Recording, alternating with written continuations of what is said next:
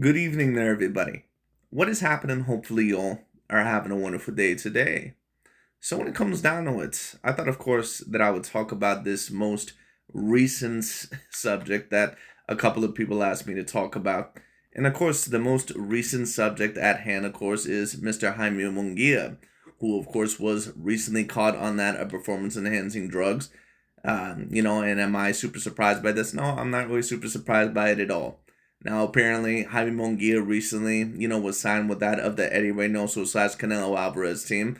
And of course, I mean, what we all know about that team is that although they're all very talented, that they all pop dirty. I mean, it just is what it is, that they all have been on PEDs. Now, is it very possible that Jaime Munguia, that, overall, that he was on PEDs even prior to the fight? It's very possible. It's hard to tell which fighters are directly on PEDs and which ones are not, because to be quite honest with you, I think that a lot of the fighters today that, that they've been on steroids for many, many years, but I mean, it is what it is. But I wanted to talk about this conversation, and I wanted to review this video by, I believe the channel's name is BRUCE MF VANE. And he was talking about certain things that I found to be very particularly interesting, and not just this, but, he also got a little bit political in it as well, talking about Donald Trump and a little bit more of this shit as well. And I wanted to get into more subjects like this because, I stated that I was going to go into commentary with a couple more subjects. And I wanted to go into a little bit more of the political atmosphere because, of course, ever since Donald Trump has been re-elected in the year of 2024 or, sprung back into office in 2025, basically what a lot of the liberal media will try to have you believe is that Donald Trump is the worst thing ever, especially for so-called minorities or black people or Latinos or whatever it may be. And in no way am I a major Trump supporter or a conservative or anything like that. But this bullshit about how the liberals or, how Kamala Harris or Barack Obama has helped the so-called black or Latino communities in any particular way, it's just nonsense. But, I thought that I would talk about that because a lot of people truly don't know what a lot of these fucking politicians or people behind the scenes are truly about. But anyways, BRUCE MF VANE brought up some interesting points, some points that I thought that I would talk about. Let's tune in.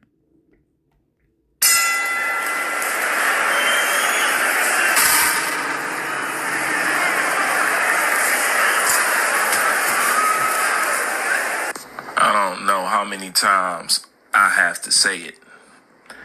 They have to cheat to compete. Okay? Don't make me Dr. Umar, y'all. They have to cheat to compete. I repeat, they have to cheat to compete. And you have seen it time and time and time and time and time and time again. But what you don't understand is you have opened up the gates to this situation. You guys have already accepted it. You just didn't pay attention. I was speaking about it. And of course, what he's talking about is that people have quote unquote accepted it through Canelo Alvarez many years ago. I mean, what I'll personally state is this. Canelo Alvarez, in my view, has pretty much been on PEDs for his whole entire career. Now, in many of his fights, he has not been caught on PEDs, but I mean, to me, a lot of the upper elite athletes, they're using PEDs. Also the people with the snack program, in my personal view, they're also using performance enhancing drugs. And even though it's, it almost never gets talked about, when you take a look at a lot of athletes within that of the snack program, whether you're talking about Caleb Plant or Demetrius Andrade, who kind of reside around the 168-pound weight class, or Crawford, or some of those other guys, or Shakur Stevenson, or whoever it may be with the snack program, they're working with Victor Conte, who works directly with that of the VADA program. And Victor Conte, keep in mind that once upon a time, he was caught as one of the top former suppliers of PEDs across the world. And I'm sorry, but you're just not going to sit here and tell me that those guys are not on performance-enhancing drugs. I'm not buying it. I'm sorry. Especially with some of the bodily changes all of a sudden some of those guys have gone through once they went with that of the snack program. I'm sorry, but no, I'm not believing that. But anyway. Y'all just didn't pay attention. And it can all start. But I've already stated this. The steroids, in my personal view, I don't really use that as a quote unquote barometer that much in terms of setting back someone's legacy, unless maybe you're someone like a John Jones who has been caught on PEDs about on 17 different occasions. But other than that, I really don't use it to set back your career that much unless there's proven for a fact that you were not on PEDs and maybe your opponent was on PEDs. But, I'm a personal believer, like I stated, that a lot of these athletes are on PEDs. And if you're asking me, do I believe that certain fighters out there like Crawford are on PEDs? Yes, I do. Do I believe that Devin Haney is on PEDs? Yes, I do. Do I believe that Shakur Stevenson is on PEDs? Yes, I do. Do I believe more than likely that other athletes such as Canelo Alvarez are on PEDs? Yes, I do. Do I believe that Jaime Munguia, of course, is on PEDs? Yes, I do. I believe that a lot of these fighters are on PEDs. But anyway. With Saul Alvarez. And you can tell this dude that he hates Canelo Alvarez so much. And I'm not claiming overall that he's wrong about calling Canelo Alvarez out for his quote unquote PED usage. But you can tell that's it's no offense against Bruce MF Vane. I don't think that he brings up all bad points, but you can tell that this is basically another wokety pro blackety black channel that is bitter, especially overall towards some other fighters, especially within that of the Latin crowd. It just is what it is. And I'm not claiming that he's quote unquote jealous or anything like that. But a lot of these channels, like Bruce MF Vane or Dante or Aki TV, they can't stand Canelo Alvarez whatsoever. Now, Bruce MF Vane, apparently what he'll tell you is that he doesn't talk about Canelo Alvarez because he doesn't want his fan base here. I mean, that might be a part of it, but he also doesn't want to talk about Canelo Alvarez because he doesn't want his legend or his quote unquote, greatness really spreading. That's another part of it because he probably looks at Canelo Alvarez as a quote unquote fraud or someone overall that did a lot of bad things for the sport.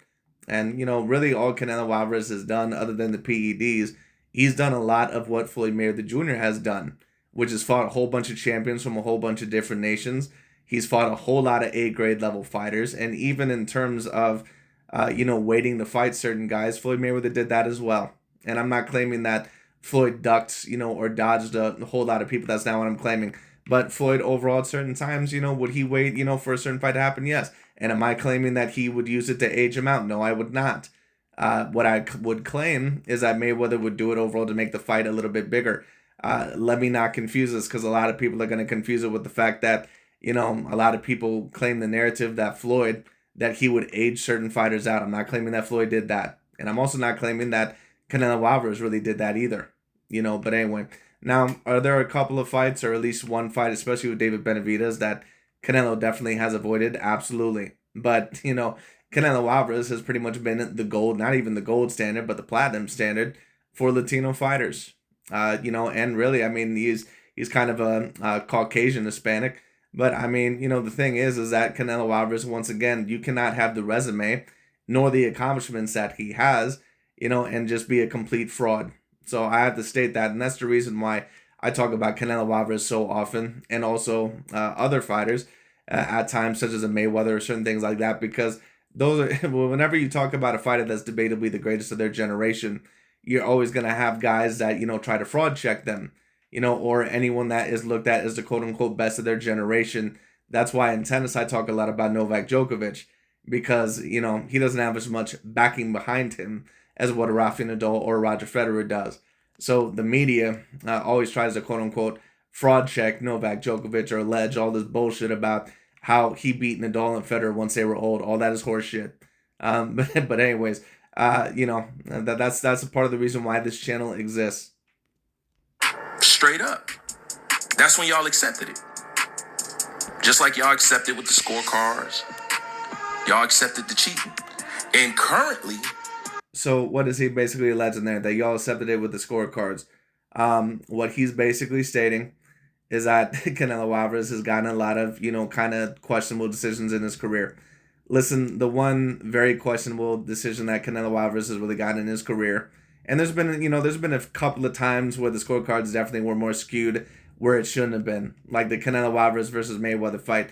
But the thing that also needs to be stated is this. This is not the first time in boxing history overall that this has happened, and it doesn't just happen with Latino fighters.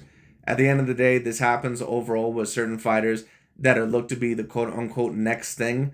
And when overall they are done with that guy because they believe that they're trying to move on to the next thing, they will try to do it to that person.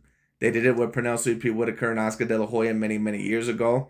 They also did it, I believe, with a few other fighters as well. They tried to do it with Tyson Fury overall in the first fight against Deontay Wilder because they wanted that Deontay Wilder versus AJ fight. Then Tyson Fury threw a complete monkey wrench in their plans, because overall, they had no idea that he was going to come back in that type of form. But anyway. But like I said, the only real questionable decision that I would say that Canelo got was that first Gennady Golovkin fight where he got the draw. And even that fight, you could somewhat argue was close enough for a draw. I would argue that Golovkin won the fight 7-5. Probably the most clear way to score it in my view. But, I mean, if you scored it a draw, I would understand. It's not like it would be the worst scorecard in history. And then, of course, a lot of people also would debate the rematch. Canelo won the rematch. And I like Golovkin as a fighter, great fighter, but he did not do quite enough in order to win that fight. So, I mean, it is what it is. And then, of course, a lot of people would mention Erislandy Lara. That was a great fight, but it could have went either way. Lara could have threw more in certain rounds. End of story. Y'all just accepted the bigotry. You don't get it. Silence is a form of agreeance. Do you know that still stands? You know that still... This is another one of these dudes overall that says that quote unquote silence is a form of agreement. Well, sometimes it is, or sometimes it's also because people don't want to get mixed up in bullshit or because they don't want to take a side. This is a tactic that a lot of quote unquote liberals love to do, especially a lot of liberal blacks. Let's just be real about it. They love to state all this shit about if you're not overall siding with us on this, and then you're personally against us, all this other stupid bullshit. And that's a way overall for them to do that so, they can force you to kowtow to their demands. Anyway. True. So these guys popping dirt, they don't care. They told you they like it.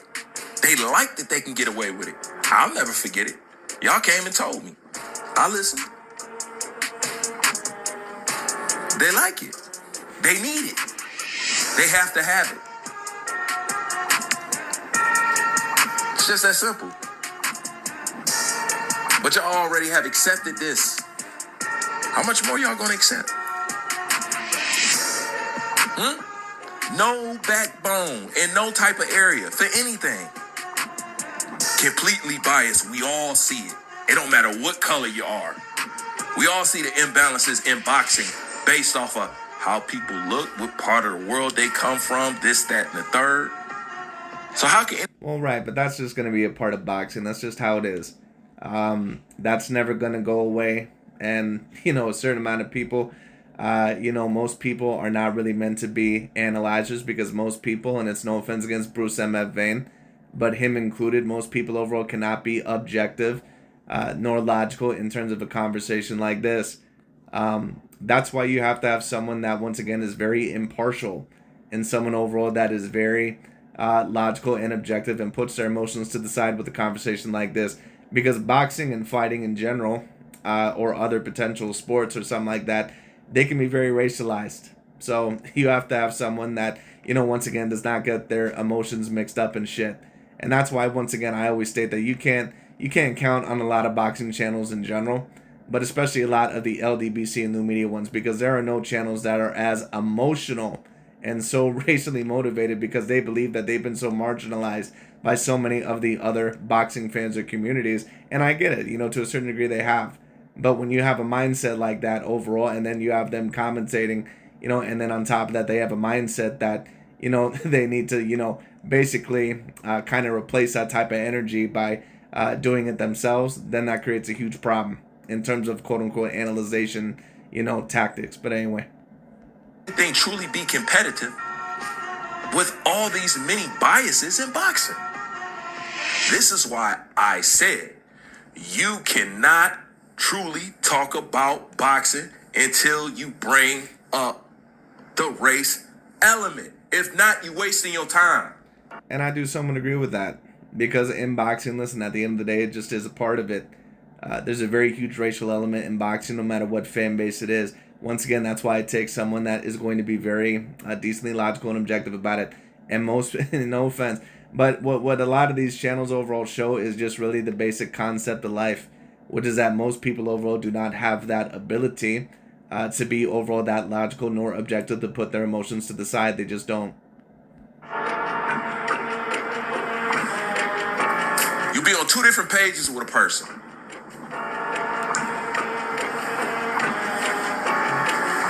They think from their point of view what's relevant to them. Their race. They don't see it as just competition or a basketball game. It's different. But as you see, they gotta compete. And you can blame Canelo. This is why they don't want to fight nobody. They don't. Once again, they talk all that. Right, but is Canelo Alvarez someone that's fought, so many A grade level names throughout the history of his career? Is he really directly to blame overall? Like, once again, you can tell that this dude, that he just hates Canelo Alvarez's guts.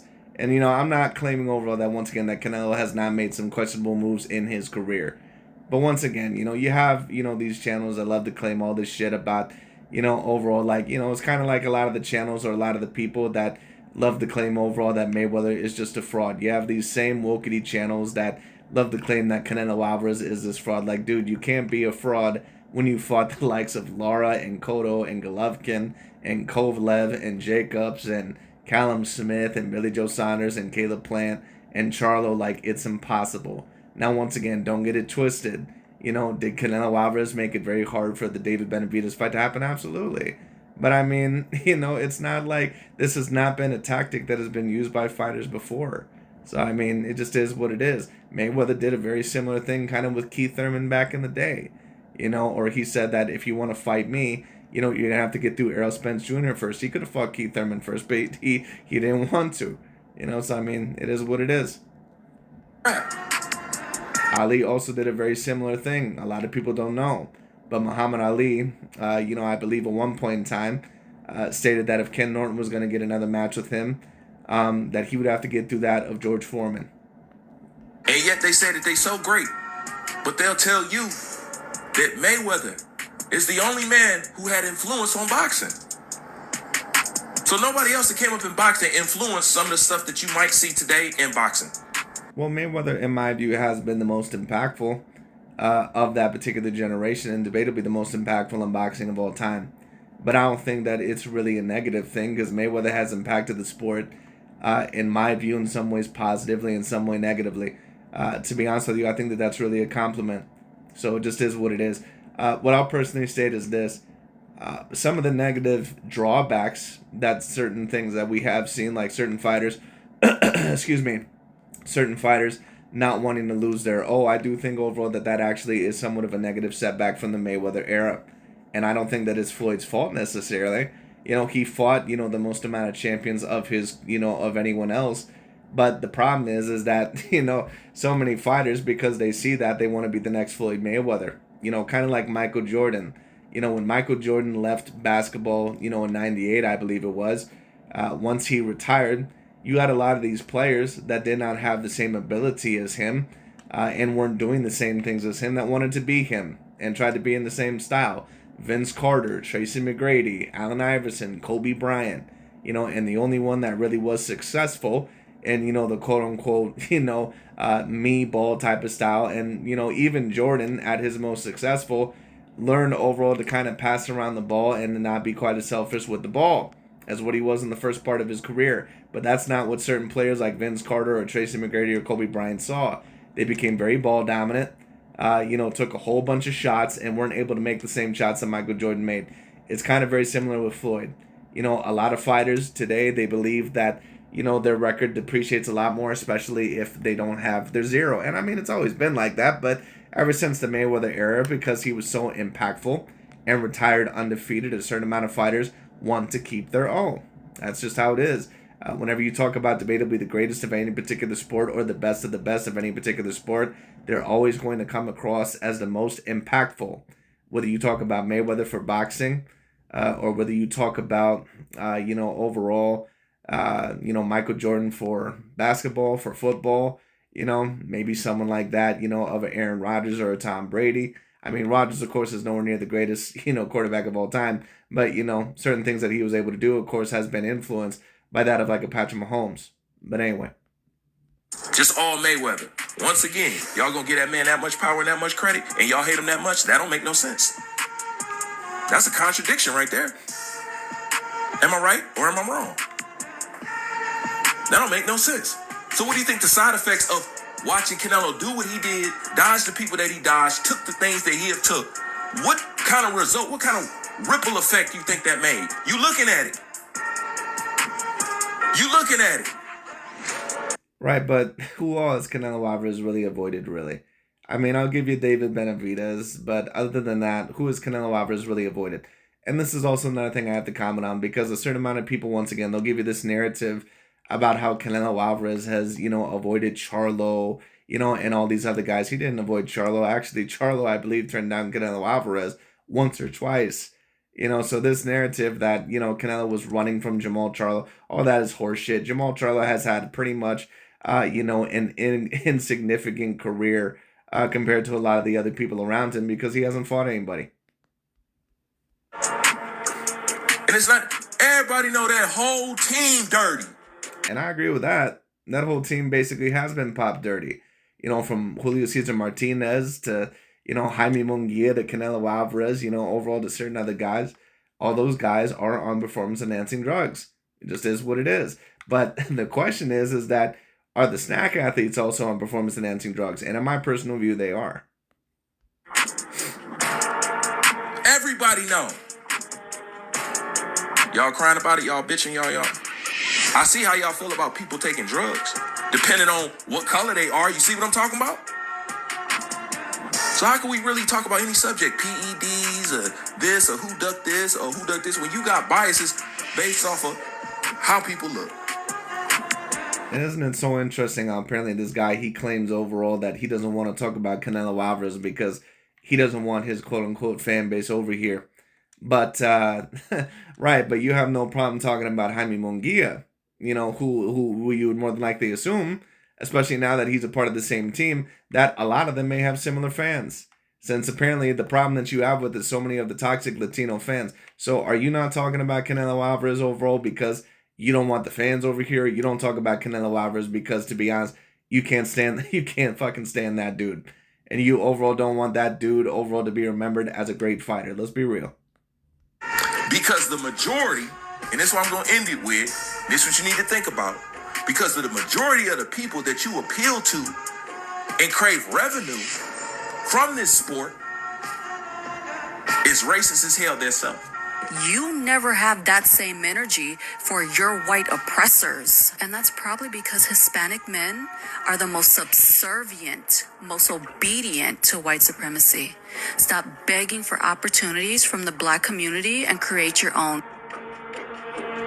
Now, of course, what you see right here, of course, is of course basically an anti-campaign against that of Donald Trump. And of course, basically by putting in that little snippet there, what he's basically saying is that, for the Latino community to basically claim that they're with us and all sort of stuff, why would you vote for Donald Trump, who apparently is so anti-black and all sort of stuff? Listen, Donald Trump overall is, really no better, no worse overall for any minority community out there. What I'm going to personally ask is this, because you always have so many of these people, that always love to say, don't vote right, all this other stuff, because, it's going to be so much worse for us, and these are like, dude, the liberals are not helping you out.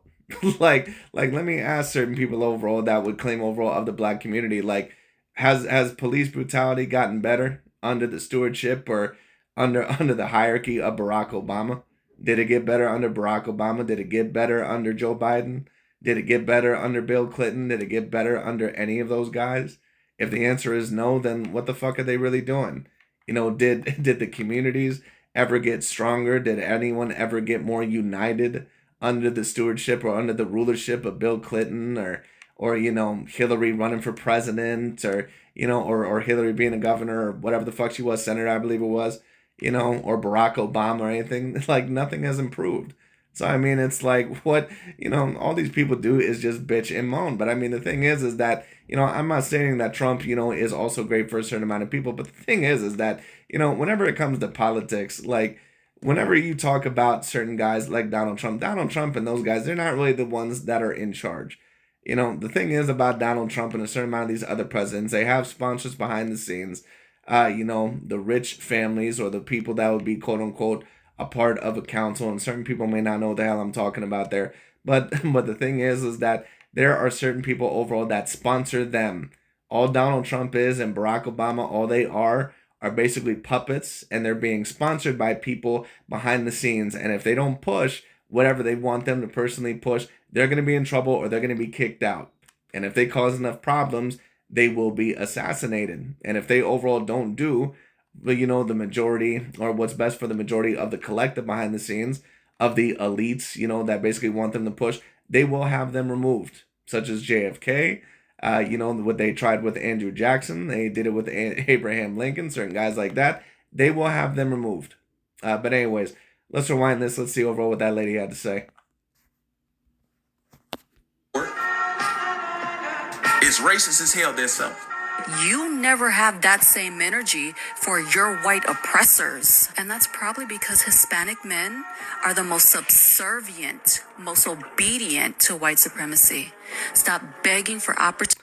Now, what this lady overall stated is that that the Mexicans or that the Latinos, that they're the most subservient to that of white supremacy. Absolute nonsense. Listen, I'm going to state this, and a certain amount of people may not like it, but it just is what it is.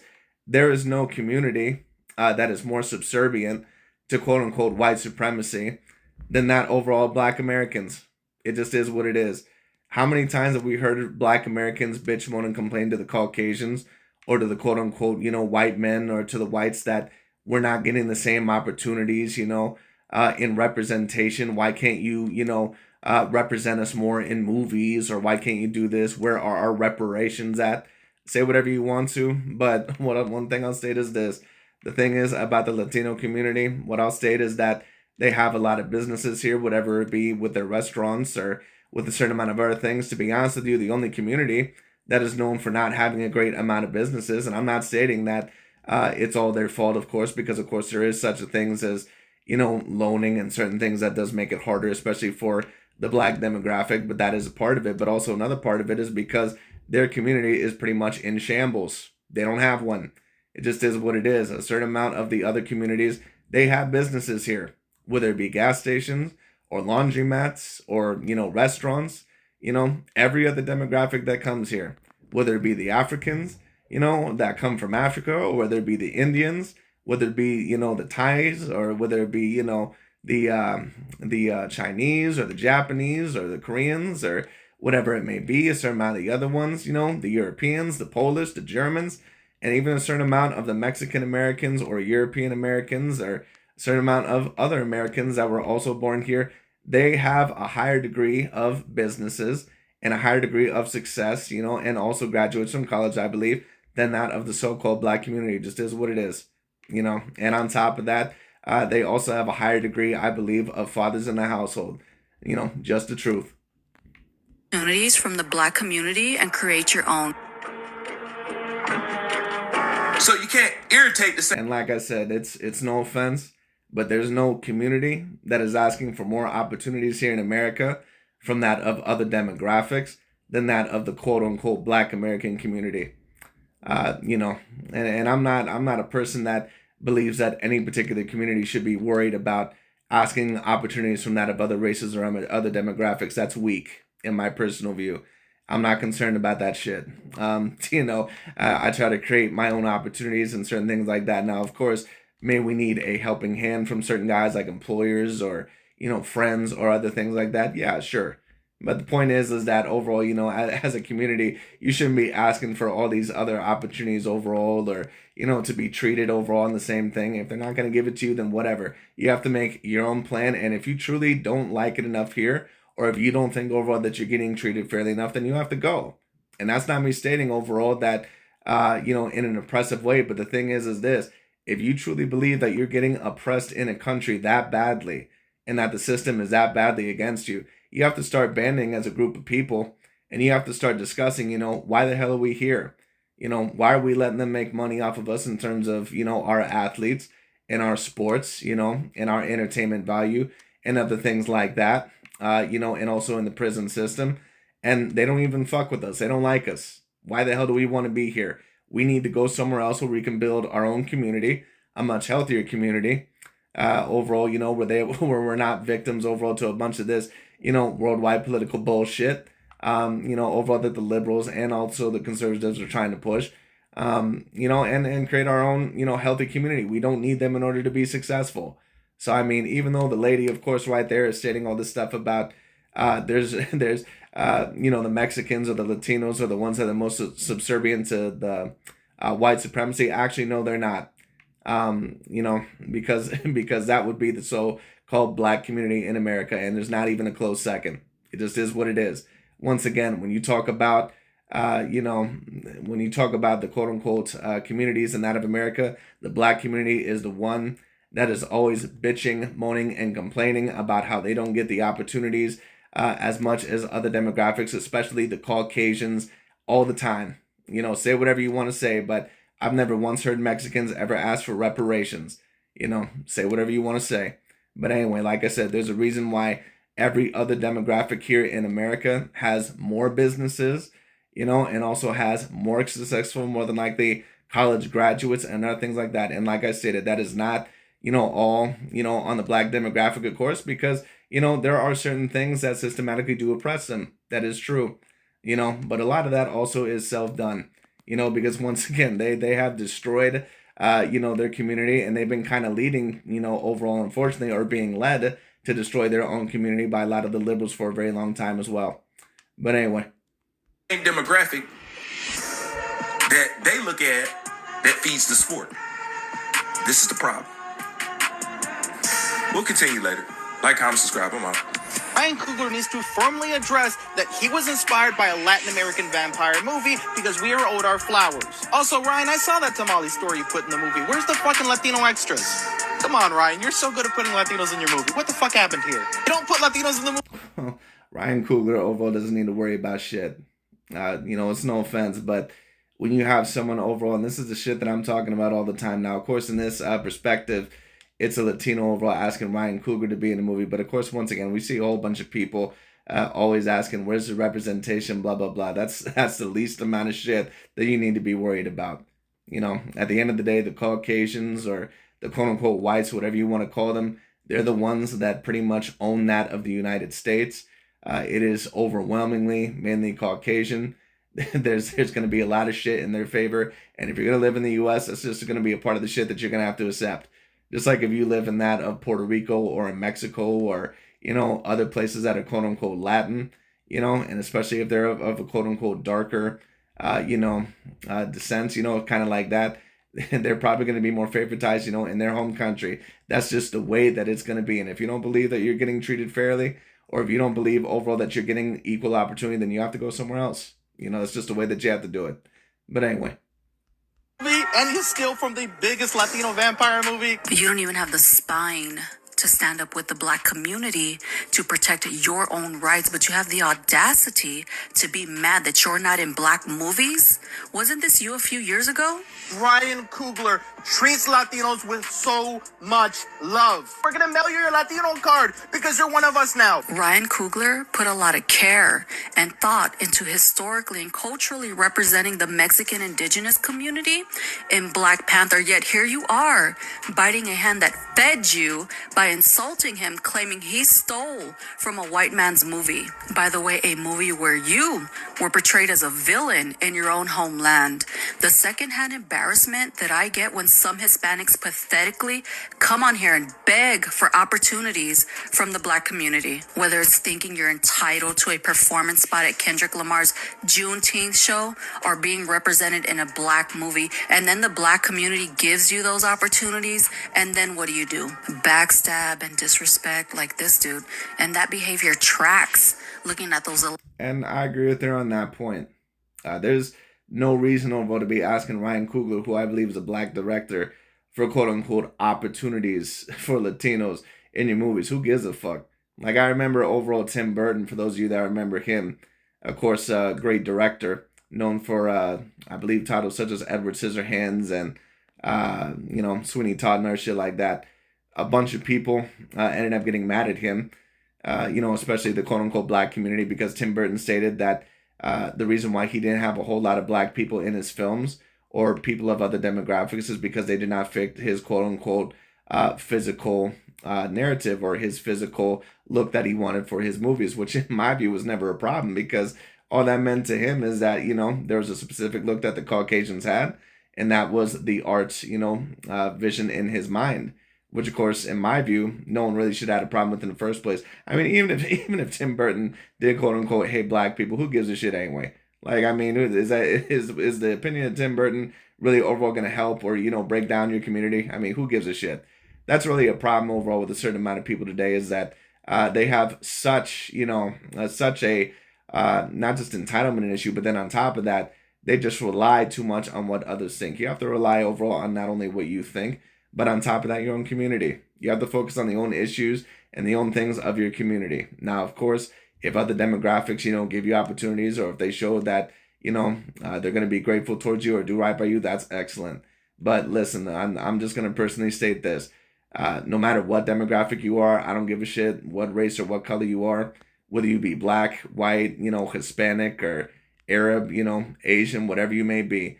You must always expect that if you're dealing with someone of another race, even if that person claims to be a quote unquote friend, that they're always going to treat their own probably better than you.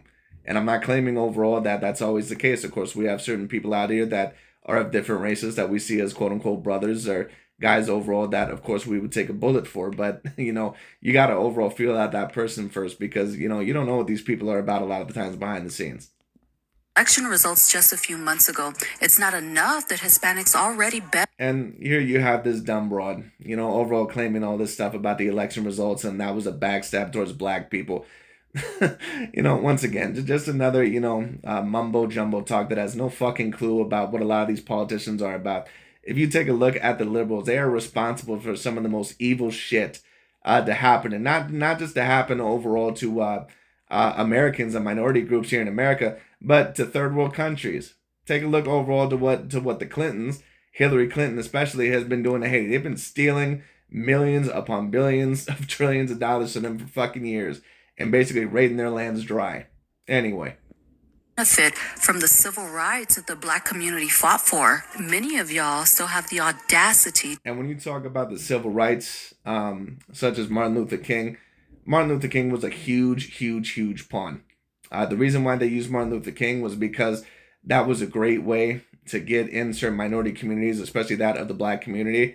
And they've been puppeteering a lot of the American minority communities, or a lot of, the communities in that way, using certain figures like Muhammad Gandhi or whatever the hell his name was, or certain guys like Martin Luther King. All those guys are pawns. All of them are agents. And I'm going to expound on that, talk about that a little bit, a little bit later on. All those guys, are used. And that's what a certain people don't understand. For a certain amount of people overall that, watch my videos, certain people may know that I'm a very big Star Wars person, that I love Star Wars. People must realize that when you talk about guys like Donald Trump, and when you talk about guys like Barack Obama, those are not the people that are really, in charge about what everything that happens. They basically, give you this huge fucking spiel about how much the president, those are not the people that are really in charge of everything. Now, the reason why Star Wars comes into that, for those of you that know, there's a lot of great characters in the series of Star Wars, and there's a lot of great villains, especially. Now, of course, Darth Vader is usually known to be the face of the villains. He's usually known overall to be as the greatest villain in that series. But in my personal view, the greatest villain, hands down, of that series would have to be Emperor Palpatine, or Darth Sidious as he was known. And you know why that is because Star Wars did such a great thing, or it's such a great representation of actual life, especially in the political sphere. Because when you take a look at Emperor Palpatine, what did he do? He didn't gain power overall by exposing himself overall to the public and say, I plan to take over and this is what I'm going to do. Because people with true power that actually have the power to kind of shift in the way of, where the world is going to go or what plans they have for the world or for the populace, at large next. They don't, show themselves. You know why that is? Because people with actual power or people overall with actual prestige, if they were to show themselves, then you would have the opportunity to counter that attack or to fight back against that. So they're not going to show you that. They have to rule from behind the scenes, so you don't even know what you're being subjugated to or what's going on. And that's what a certain amount of people don't understand. Like when you take a look at the Star Wars series, Emperor Palpatine used so many puppets. He was never the face of it throughout a lot of the times. Now, of course, as Chancellor Palpatine, he was the quote unquote face of the Republic, but behind the scenes, people had no idea what he was really going on or what was really going on. Of course, he eventually planned his own new world order, and he was able to pull strings from both sides. And that's what is going on with politics a whole lot of the times. People don't understand that these politicians, like, take a look at the series of Star Wars, like people like Donald Trump and Barack Obama, they have a certain amount of power, but from the main point, they're all pretty much just pieces on a chessboard. Like if you take a look at Emperor Palpatine, he always would use a puppet in some sort of way, whether it be Darth Maul, then General Grievous, then eventually Anakin Skywalker and Darth Vader. Then he eventually planned to replace him with that of Luke Skywalker. But he almost would never appear as the main face of power until he got where he needed to be and created his own new world order, of course, that being the Empire. So the point is that a certain amount of people overall, they don't really know what a lot of these guys are truly about. And I don't give a shit, overall, how much the liberals overall say that they're there for you. Once again, how much has actually improved in any community, especially in the minority communities here, how much has actually improved in the quote-unquote Black or Latino community, with Joe Biden's or Barack Obama's administration. Not shit has improved. So spare me the fucking horse shit. But anyway. To think you're entitled to have the Black community protesting on your behalf when so many of y'all voted to have our civil rights taken from us.